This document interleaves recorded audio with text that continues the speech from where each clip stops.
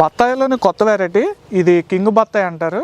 రాముడికి గుహుడు అనే మిత్రుడు భక్తుడు ఉన్నాడు. అతడు ఒక రాజు. అతడు అడవిలోనికి రాముని కోసం విస్తారమైన ఆహార పదార్థాలు తెస్తే, నేను వనవాసంలో ఉన్నాను, ఇవేవి తినను, గుర్రాలకు గడ్డి పెట్టండి చాలు అంటాడు. రాముడు వనవాసానికి సంబంధించిన ఏ నిబంధన పాటించడు. గుహుని ముందు మాత్రం మామూలు యాక్టింగ్ చెయ్యడు. రామా, నువ్వు అక్కడవే కదా వనవాసం, సీతకి లక్ష్మణుడికి ఆ ఆహారం పెట్టండి అని అన్నావా?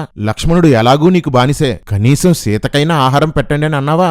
నువ్వు తినకపోతే ఎవ్వరూ తినకూడదనే స్వార్థం వాళ్ళను కూడా ఆ రాత్రి తిండి లేకుండా పడుకోబెట్టావు. స్వార్థ రాముడా. లక్ష్మణుడు సీతారాములు పడుకోవడానికి పాన్పు ఏర్పాటు చేసి రాముడి కాలు కడిగాడు. రాత్రంతా కాపలా, పగలంతా సేవ. లక్ష్మణుడు డ్యూటీ ఇదే. అరణ్య జీవనానికి అనుకూలంగా ఉండటం కోసం రామలక్ష్మణులు జడలు వేసుకున్నారు. సుమంత్రుడు అయోధ్యకు బయలుదేరాడు. గంగానది దాటడానికి గుహుడు ఏర్పాట్లు చేస్తాడు. రాముడు, లక్ష్మణ, సీతను పడవలోకి ఎక్కించు అంటాడు. ఏంటి, భార్యని పడవెక్కించే పని కూడా చేయడా రాముడు? పాన్పు తయారు చేసుకోడు, చేతులు కడుక్కోడు, కాళ్ళు కడుక్కోడు, భార్యని పడవెక్కించడు, ఏ పని చేయుడు. అన్నీ లక్ష్మణుడే చేయాలి. ఒరే కర్రే, మీ ఓడు పొద్దున్నే కడుక్కుంటాడా, లక్ష్మణుడే కడుగుతాడా? రామా, సోమరులకు నువ్వొక ప్రేరణ. సోమరిపోతైన నీకు ప్రజలు చేస్తున్నారు భజన. పైన సిగరెట్ ప్యాకెట్ ఉన్నది తీసుకురా, లైటర్ తీసుకురా.